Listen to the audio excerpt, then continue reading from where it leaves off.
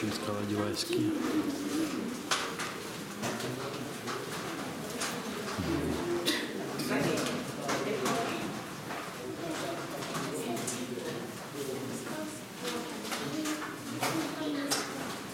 Už bys tam spala, teď je tady zábradlí všude.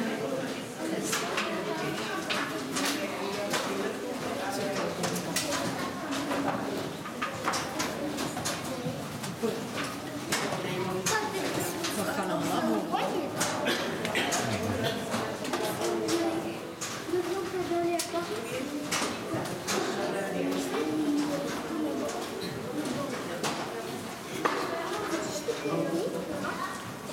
Pěkný, vy? Jasný.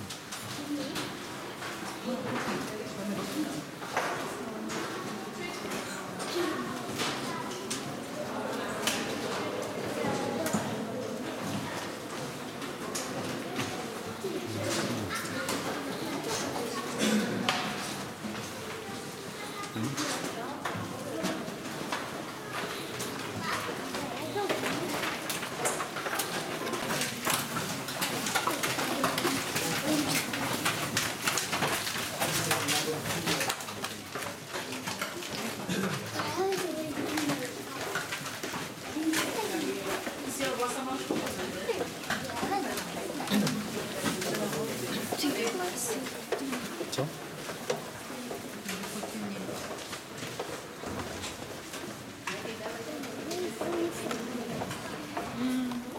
Máme Dobšinskej ľadovej jaskyni. Vchod do tejto jaskyne už od nepamäti poznali miestni pastieri a poľovníci ako ľadovú dieru, ku ktorej sa v lete chodievali skladiť, no nik sa neodvážil vstúpiť do jej vnútra.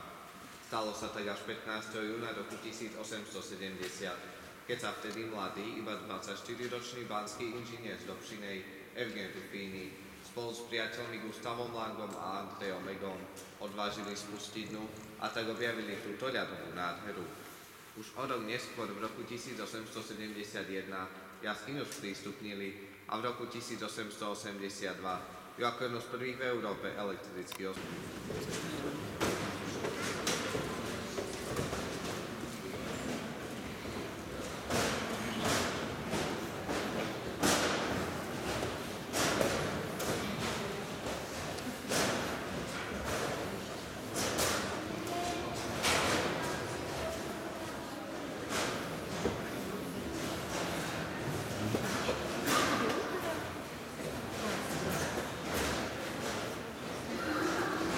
To je bomba.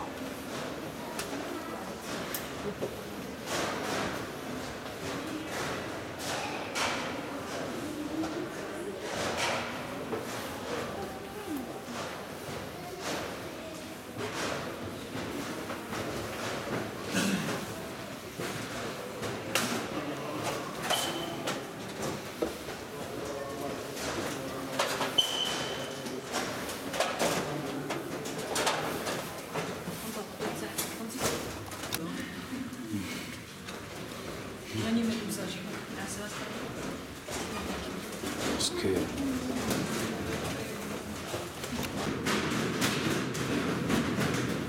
Šta? 400 lidí?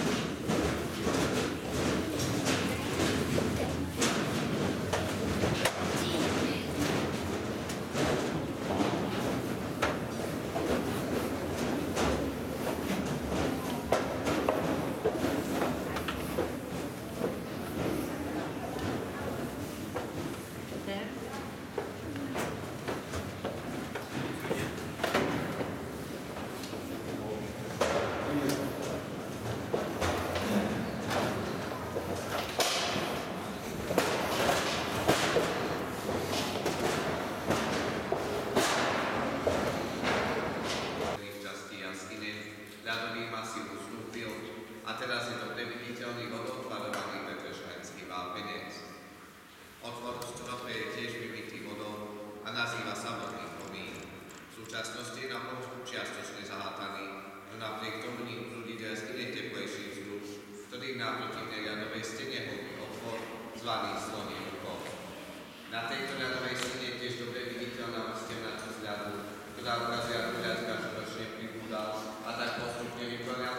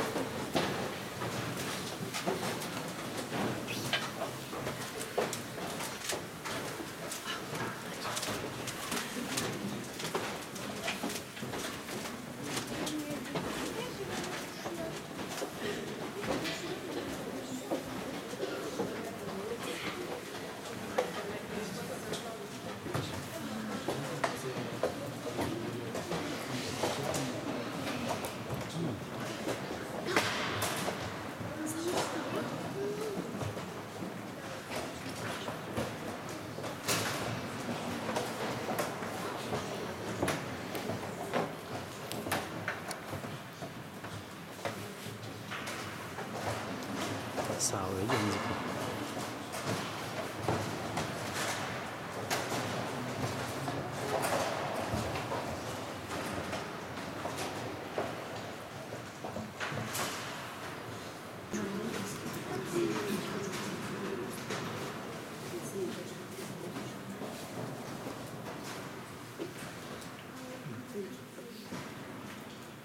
Nachádzame sa vo veľkej sieni, ktorá vyniká nielen svojou rozlohou, ale aj množstvom ľadu v nej. Je dlhá 72 metrov, široká 36 až 42 metrov a vysoká 9 až 11 metrov. Množstvo ľadu, na ktorom práve teraz stojíme, dosahuje hĺbku takmer 27 metrov. Ľadový útvar najbližšie k nám dostal pomenovanie oltár. Jeho zaujímavosťou je, že jeho vrchná zúžená časť z času na čas odpadá, čo môžete v súčasnosti aj vidieť, a tým sa uvoľní prítok vody otvorom v strope a oltár opäť na čas ožíva a začína rásť. Naľavo sa nachádza náš najkrajší, najmohutnejší a tiež najznámejší útvar studňa. Studňa vznikla a udržiava sa postupným zamrzaním vody, pritekajúcej cez otvor v strope počas celého roka. Pretože je studňa znútra dutá, pritekajúca voda si hlbí na jedne malé jazierko, ktoré nikdy nezamrzá a z ktorého po stranách vytekajú dva pramienky tzv. Živej vody. Táto jaskyňa patrí medzi málo jaskyň na svete, ktoré neustále menia podobu svojej výplne, a tí, ktorí ste jaskyňu v minulosti už navštívili, to môžete len potvrdiť. Zajímavosťou Veľkej siene je tiež to, že už pred viac ako 100 rokmi sa príležitosť nevyužívala na korčulovanie. V 50. rokoch minulého storočia tu trénoval aj známy československý reprezentant Karol Divín. Natáčali sa tu tiež niektoré scény zo známej slovenskej rozprávky Popolár, najväčší na svete. Teraz postupíme do poslednej sprístupnenej časti jaskyne, do Malej siene. Nech sa páči.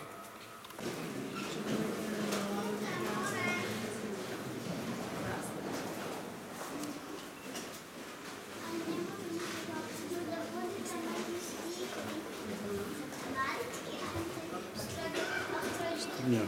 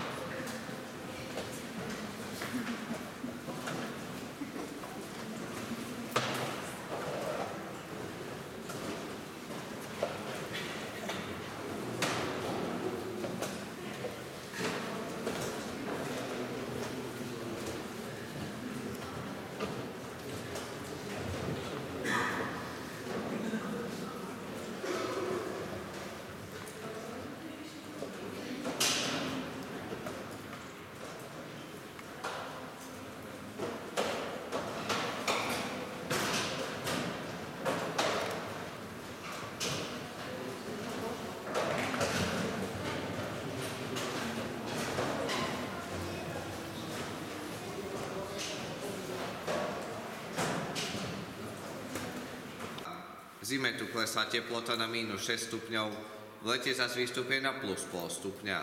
Preto tu jarná výzdoba veľmi rýchlo odumiera, ale to len preto, aby ju v budúcom roku mohla nahradiť nová, možno ešte krajšia. Uprostred Malej siene sa nachádza skupina ľadových útvarov, ktoré z roka na rok menia svoju podobu a preto dostali spoločný, ale symbolický názov cintorín. Vzadu za zábradlím sa nachádza časť malej ľadovej opony. Na záver mi dovolte ešte niekoľko informácií v číslach.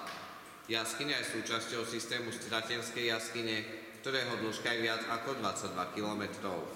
Celková dĺžka našej jaskyne je 1388 metrov, z čoho je pre verejnosť prístupnených 495 metrov, a to za pomoci 556 schodov.